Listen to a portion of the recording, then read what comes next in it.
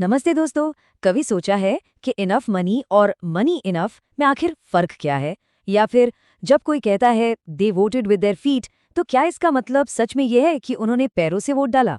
यही वो छोटे छोटे बारीक से सवाल है ना, जो कॉम्पिटिटिव एग्जाम्स में रैंक का पूरा फैसला कर देते हैं। तो चलिए आज इन्हीं मुश्किलों को एकदम आसान बनाते हैं।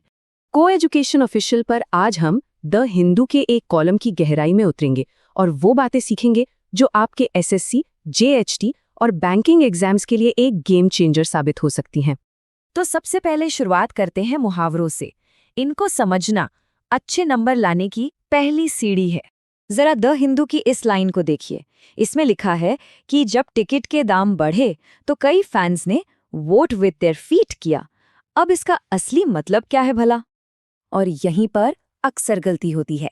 इसका शाब्दिक अर्थ पैरों से वोट देना बिल्कुल भी नहीं है। इसका असली मतलब है किसी चीज से अपनी असहमति, अपनी नाराजगी जताने के लिए उस जगह को छोड़ देना या उस सर्विस का इस्तेमाल ही बंद कर देना। तो याद रखिए, ये सिर्फ चले जाना नहीं है, बल्कि विरोध में चले जाना है।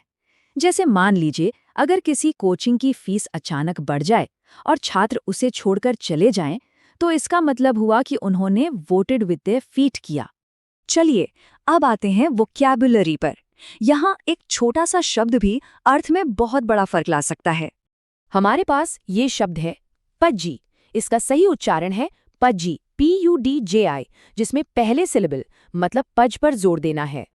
देखिए, पजी का मतलब सिर्फ मोटा नहीं है, नहीं, इसमें एक प्यारा या गोल-मटोल होने का भाव छिपा है, जैसा अक्सर हम बच्चों के छोटे-छोटे मोटे हाथों के लिए इस्तेमाल करते हैं, पजी लिटिल हैंड्स। और हाँ, जेएचटी जैसे ट्रांसलेशन एग्जाम्स के लिए तो ये एक बेहतरीन टिप है। पुज्जी का अनुवाद करते समय मोटा की जगह गुबगुबा या गोल मटोल जैसे शब्दों का इस्तेमाल करें। इससे अनुवाद में वो सही भाव आता है। और इसे याद रखने की एक मजेदार ट्रिक, पजी सुनने में फज जैसा लगता है ना, जो एक तरह की मोटी मीठी चॉकलेट होती है। तो पजी और फज, अब ये पक्का याद रहेगा। ठीक है, अब एक ऐसे ग्रामर नियम पर आते हैं जो अक्सर यूपीएससी और एसएससी जैसी बड़ी परीक्षाओं में बहुत कंफ्यूज करता है। इन दोनों में एक बहुत ही बारीक लेकिन बहुत महत्वपूर्ण अंतर है। देखिए, इनफ मनी का मतलब है पर्याप्त पैसा, मतलब इतना कि काम चल जाए। लेकिन मनी इनफ का मतलब है प्रचुर मात्रा में पैसा, मतलब जरूरत से कहीं ज्यादा। ये एक साहित्यिक, एक लिटरेरी प्रयोग है। इसका नियम बहुत सरल है। इनफ हमेशा नाउन से पहले आता है, जैसे इनफ मनी, और एडजेक्टिव के बाद आता है, जैसे रिच इनफ। बस मनी इनफ इसका एक साहित्यिक अपवाद है, इसे याद रखना है।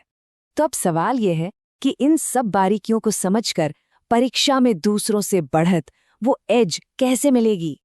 देखिए, अंग्रेजी पर सच्ची पकड़ सिर्फ खबरें पढ़ लेने से नहीं आती, बल्कि इन बारीकियों को, इन न्यूआंसेस को समझने से आती है।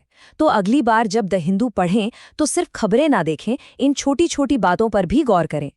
तो जाते जाते एक सवाल आप सबके लिए छोड़ जाता हूँ। अपनी परीक्षा की तैयारी को देखते हुए बताइए, आपके पास इनफ टाइम है या फिर टाइम इनफ? अपना जवाब नीचे कमेंट्स में जरूर बताइएगा। और ऐसे ही एग्जाम ओरिएंटेड लर्निंग के लिए को एजुकेशन ऑफिशियल से जुड़े रहें।